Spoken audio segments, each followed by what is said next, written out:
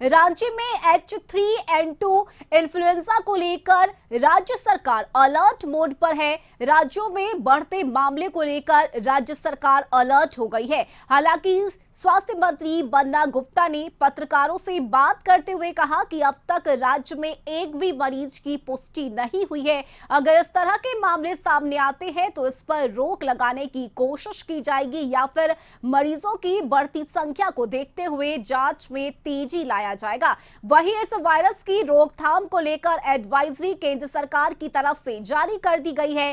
केंद्रीय स्वास्थ्य सचिव राज्य सरकार को भेजे गए पत्र और गाइडलाइन में मौसमी इन्फ्लुएंजा के बढ़ते मामले को देखते हुए राज्यों को इस वायरस के संक्रमण पर निगरानी बढ़ाने को कहा गया है। साथ ही गंभीर तीव्र संक्रमण पीड़ित मरीजों के उपाय और साथ ही उपचार को लेकर गाइडलाइन का पालन करने को कहा गया है। दवा ऑक्सीजन उपलब्धता सुनिश्चित कराने और अस्पतालों की तमाम तैयारियों का जायजा लेकर आवश्यक कदम उठाने के लिए कहा गया है और केंद्र ने राज्य सरकार की निगरानी बढ़ाने के निर्देश भी दिए हैं। वहीं राज्य के स्वास्थ्य मंत्री बन्ना गुप्ता ने बताया है कि निपटने को लेकर केंद्र सरकार से पत्र मिलने के बाद स्वास्थ्य विभाग अलर्ट हो गई है और मामले सामने आने पर इसे सख्ती से निपटाया जाएगा। हालांकि अब तक राज्य में एक भी मामला सामने नहीं आया है।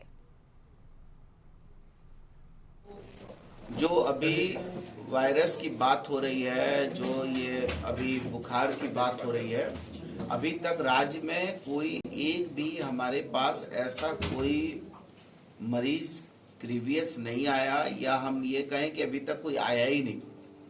हाँ, ये सुन रहे हैं, समझ रहे हैं और इस पर भी अभी हमने अपने चिकित्सकों से बहुत चीजों का राय विचार किया कि भाई ये आखिर है क्या है। तो जो हमारे वरीय चिकित्सक हैं उन लोगों ने, जैसे हमारे पैथोलॉजी के बॉस हैं मनोज जी, जो कोविड के समय में जिन्होंने बहुत अच्छा काम किया। और इस खबर पर ज्यादा जानकारी के साथ रांची से संवाददाता राजेश हमारे साथ लाइव जुड़ चुके हैं। राजेश, रांची में भी H3N2 वायरस को लेकर गाइडलाइन जो है वो जारी किए गए हैं और साथ ही राज्य सरकार को अलर्ट रहने की बात कही गई है। राज्य सरकार तमाम तैयारियों में भी जुटी हुई है। क्या कुछ अहम जानकारी? जी बिल्कुल, H3N2 जो वायरस है उसको लेकर जैसे ही केंद्र सरकार का गाइडलाइन जारी हुआ है उसके बाद राज्य सरकार भी हरकत में आ गई है और इसको लेकर स्वास्थ्य मंत्री ने अपना बयान भी जारी किया है जिसमें बताया है सीधे तौर पे कि अभी तक इस वायरस की कोई पुष्टि नहीं हुई है। हालांकि जिस तरीके से यह बीमारी फैल रही है, कहीं ना कहीं आने वाले समय 1-2 दिन के अंदर में यह और तेजी से फैले, इसको लेकर भी स्वास्थ्य मंत्री ने कहा है कि हम सभी चिकित्सकों के साथ गहन बैठक किए हैं, बातचीत किए हैं। किसी भी तरह का कोई भी अगर आपदा इस तरह का अगर फैलता है या बढ़ता है तो इसको लिए हम लोग पूरी तरह से राज्य सरकार तैयार है और जिस तरीके से ऑक्सीजन, दवाई और बेड की जो है व्यवस्था, उसकी तैयारियां हमारे पास सफिशिएंट है। कहीं ना कहीं जिस तरीके से यह बीमारी फैल रही है उसको लेकर राज्य सरकार और स्वास्थ्य विभाग पूरी तरह से अलर्ट मोड में है। किसी भी तरह से कोई स्थिति को निपटने के लिए बिल्कुल स्वास्थ्य विभाग तैयार है। जी बिल्कुल राजेश, साथ ही अगर बात करें तो गाइडलाइन में एक बार फिर से मास्क लगाने की बात कही गई है और कहा गया है कि जिन लोगों की इम्यूनिटी कमजोर है वो इस भीड़भाड़ वाले इलाकों में जाने से बचे और सबसे जरूरी और अहम बात यह कि एक बार फिर से गाइडलाइन में मास्क लगाना अनिवार्य किया गया है।